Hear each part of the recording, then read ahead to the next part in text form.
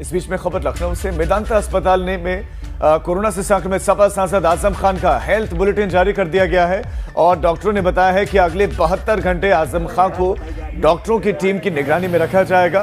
Corona पीड़ित आजम खान का मेदांता अस्पताल में इलाज चल रहा है। मेदांता हॉस्पिटल लखनऊ में जो मेडिकल डायरेक्टर हैं डॉक्टर राकेश कपूर, उन्होंने बताया कि आजम खान को कोविड निमोनिया की वजह से हाई ऑक्सीजन सपोर्ट पर रखा गया है और लगातार डॉक्टर आजम खान की सेहत पर अपनी नजर बनाए हुए हैं। आजम खान अस्पताल में भर्ती हैं, कोविड पॉजिटिव हुए, उसके बाद जेल से उनको मेदांता अस्पताल में लाया गया जहां पर वो हाई ऑक्सीजन सपोर्ट पर रखे गए हैं। ऑक्सीजन लेवल उनका गिरा हुआ है, लिहाजा एक डॉक्टरों की टीम लगातार आजम खान को देख रही है, मॉनिटर कर रही है।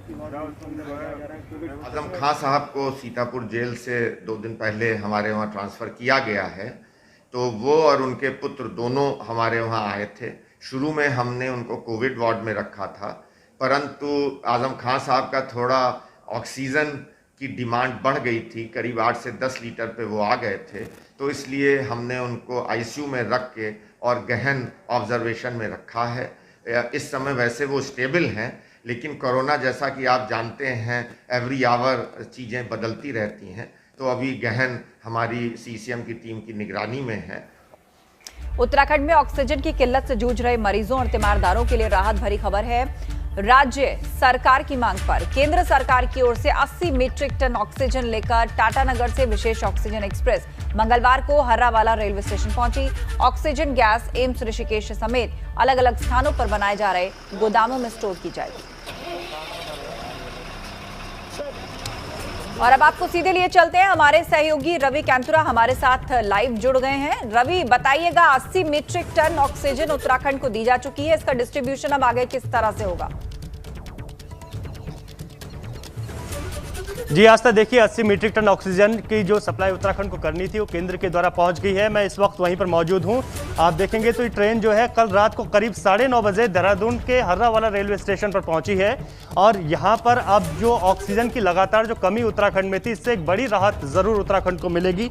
सबसे बड़ी बात यह है कि इसमें से 20 मीट्रिक टन ऑक्सीजन जो है पहाड़ भी जाएगी। श्रीनगर के करीब मलेथा एक स्थान है जहां पर पहाड़ के लिए ऑक्सीजन प्लांट बहुत पहले से स्थापित था, लेकिन बीच में वो खराब हो गया था, लेकिन उसको फिर से शुरू किया जाएगा। तो इससे बड़ी राहत सिर्फ मैदानी क्षेत्रों को ही नहीं बल्कि पहाड़ को भी जाएगी। तो ये जो ऑक्सीजन यहाँ पर आई है ये गढ़वाल के क्षेत्र के साथ साथ कुमाऊं को भी सप्लाई की जाएगी। ये ऑक्सीजन बिल्कुल अपने आप में तैयार है। इसके बाद सीधे यहाँ से, क्योंकि ये ऑक्सीजन की जो ट्रेन यहाँ पर पहुंची आप सामने देख रहे हैं, और इसके बाद अगर आप बात करें तो ये जो और यहाँ पर जो ऑक्सीजन के जो ट्रक यहाँ पर आए हैं ये यहाँ से रिफिल हो रहे हैं और इसके बाद इन सभी को सीधे अस्पतालों में पहुंचाया जा रहा है। जिस तरीके से जिस अस्पताल में जितनी ज़रूरत है उस ज़रूरत के हिसाब से इस ऑक्सीजन को पहुंचाया जा रहा है।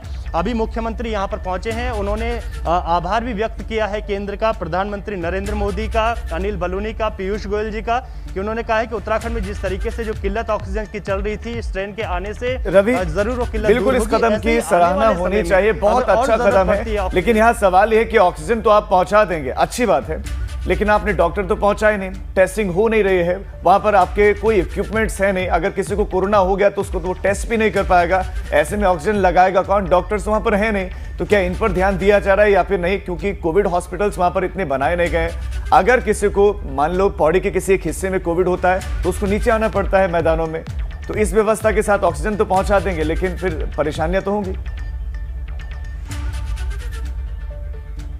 निश्चित तौर पर राजीव, आपका सवाल बेहद ही वाजिब है और ऐसे में हम कह सकते हैं, क्योंकि उत्तराखंड की स्वास्थ्य व्यवस्थाओं की अगर बात करें तो स्टाफ की कमी काफ़ी रही है, चाहे हम खासतौर पर पहाड़ों की अगर बात करें तो ऐसे में जो सरकार है वो लगातार पदों को भी आगे और ज़्यादा यहाँ पर भर्तियाँ करने की कोशिश कर रही है। कुछ भर्तियाँ हुई हैं, इसके साथ ही जो संविदा कर्मचारी हैं उनकी संविदा की जो तिथि है उसको भी बढ़ाया गया है, ताकि जो स्टाफ का जो उसको करीब मेंटेन किया जा सके और किसी भी तरीके से स्टाफ की कमी ना हो।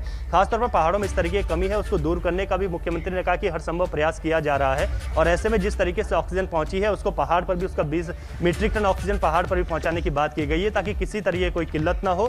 और ऐसे में जो आगे की जो प्रक्रिया है, आगे भी लगातार ऑक्सीजन यहाँ पर आती रहेगी। सबसे बड़ी दिक्कत यहाँ पर सिलेंडर्स की भी थी, लेकिन हमने देखा कि ऑक्सीजन के सिलेंडर भी कुछ मात्रा में यहाँ पर पहुंचे हैं और अब जो है आगे भी ऑक्सीजन के सिलेंडर यहाँ पर पहुंचेंगे ताकि लोगों को दिक्कत ना हो। क्योंकि अभी कोरोना की अगर बात करें उत्तराखंड में तो लगातार मामले अभी बढ़ते जा रहे हैं, ऑक्सीजन की दिक्कतें अभी हैं पूरी तरीके से, लेकिन इस तरीके से धीरे धीरे जिस तरीके से ऐसी ही खेप अगर उत्तराखंड पहुंचती रहेंगी तो कहीं ना कहीं निश्चित तौर पर एक स्थिति में सुधार होगा। बड़ी बिल्कुल राहत होगा। जरूर उत्तराखंड रवि, को बहुत मिलेगी शुक्रिया उन आपका इस अस्पतालों तमाम को जानकारी के जहां लिए। पर